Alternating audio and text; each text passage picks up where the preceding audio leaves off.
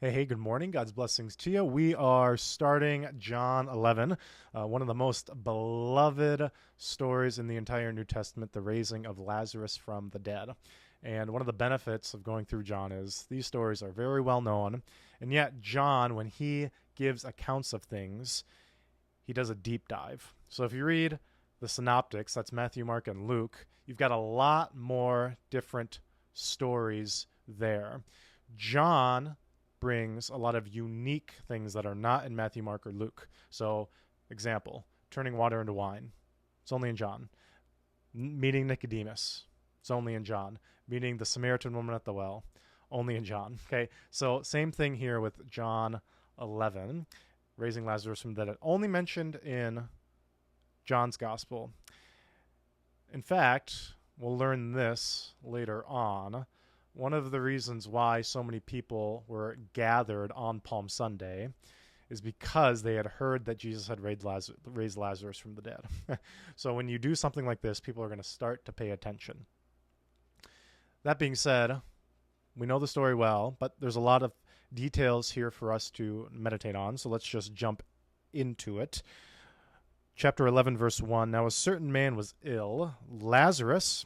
His name means one whom God helps. The Hebrew equivalent is Eleazar, which is interesting because that is a supposed heir of Abraham. Abraham thinks it's going to be, but it ends up not going to be him because God's going to give him a son through Sarah named Isaac. The great flip happens in this parable that Luke records that Jesus tells of the rich man and Lazarus, only character whom Jesus gives a name to. And there's a lot to be said about this. Luke and John have a special relationship. I am totally convinced of that. They're playing off one of another. The parable ends with Jesus telling the rich man, if they don't believe Moses and the prophets, then they will not believe if a man was raised from the dead. Which, of course, happens to Lazarus. When Lazarus is raised from the dead, what happens? They want to kill him again. It's too perfect, and we'll see that as this plays out. There's much more to be said about the special relationship between Luke and John, and we'll get there here in a second. The village of Mary and her sister Martha. So we know all about Mary and Martha because of Luke chapter 10. Mary sits at Jesus' feet, and that detail seems minute, but it becomes very important, and we'll actually see this here at the beginning of John 11. Martha, busy with much serving. They have a brother named Lazarus. Verse 2. It was Mary who anointed the Lord with ointment and wiped his feet. Look at that. Look, his feet with her hair, whose brother Lazarus was ill. Okay, spoiler alert. We haven't gotten there yet because that's chapter 12. But this makes a nice frame. And the reason John tells us this now is we are meant to read chapter 11 with chapter 12 in mind. And so we'll try to tease that out.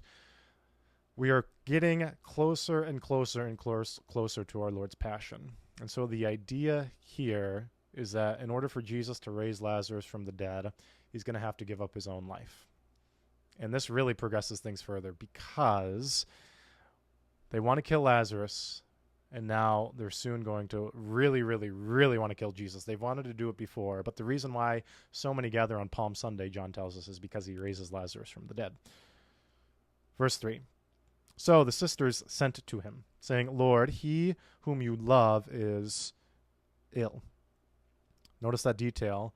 It's going to be repeated here in verse 5 that Jesus loved Lazarus. And keep that in mind because everything that Jesus does then, even if he delays, say, it's out of his love for Lazarus. Talk about that in a second.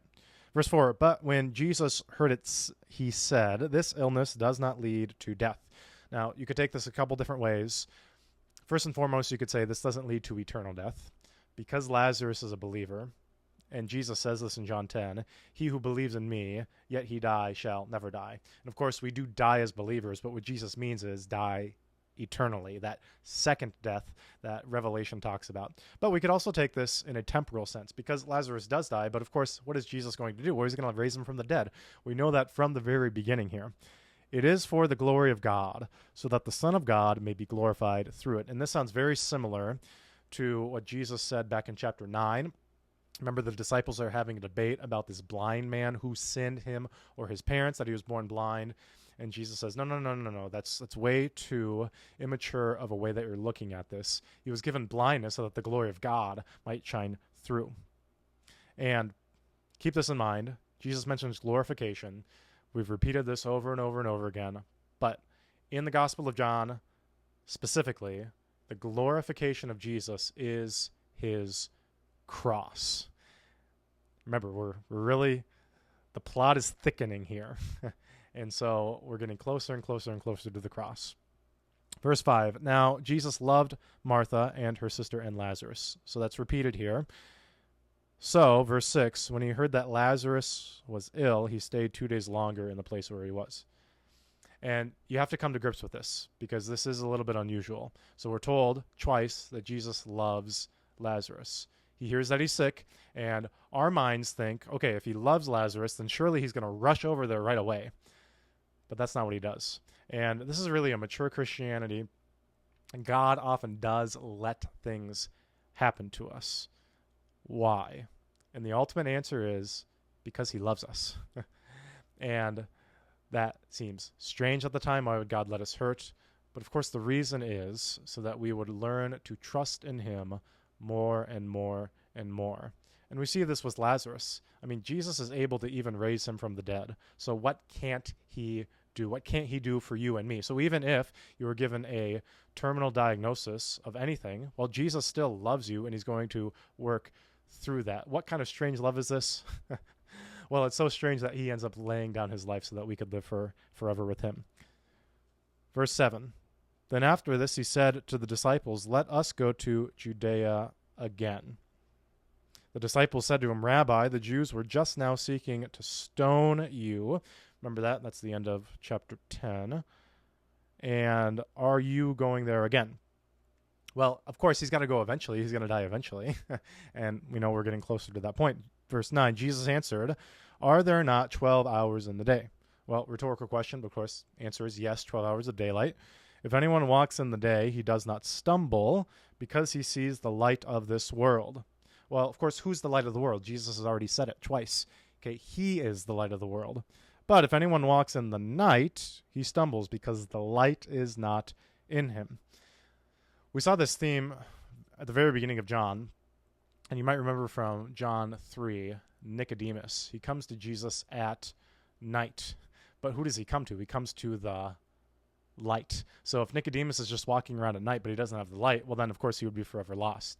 But Nicodemus now has seen the light, and that's going to guide him. And eventually we know where Nicodemus is going to end up. He's going to end up at the very burial of Jesus. Beautiful story there.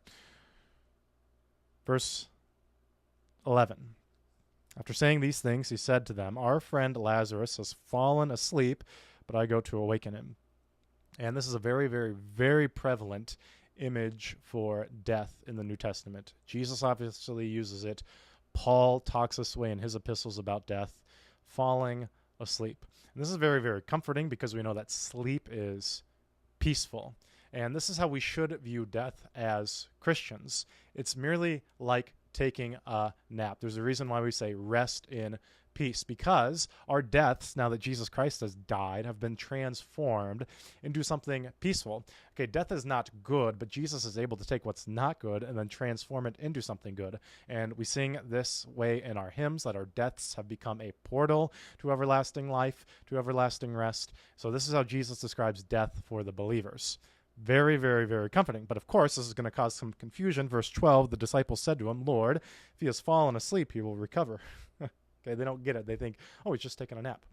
Verse 13, now Jesus had spoken of his death, but they thought that he meant taking rest and sleep. And I love these moments from John where he just tells us explicitly what's going on.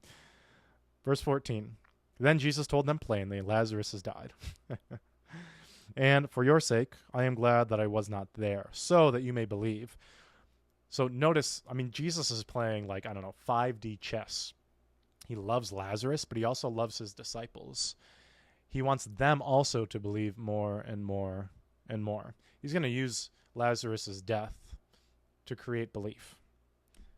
But let us go to him. So, verse 16, Thomas, called the twin, said to his fellow disciples, let us also go that we may die with him. And wow, Thomas coming out of nowhere. It's kind of like the friend who just all of a sudden takes everything to 11 out of the blue. But this really reveals a whole lot about Thomas. And we will certainly talk about him a whole lot more when we get to chapter 20. That's the account of what we call doubting Thomas. But this really sheds a whole lot of light on how we're supposed to see Thomas. You get this sense from here, Thomas actually believes it. Like, he actually knows what's going to happen. He believes in the resurrection. He believes that Jesus will come back from the dead. Of course, he needs to see it to verify it, and that's important for an apostle to do. But he understands the gravity of the situation. In order for Jesus to raise Lazarus from the dead, Jesus himself is going to have to die.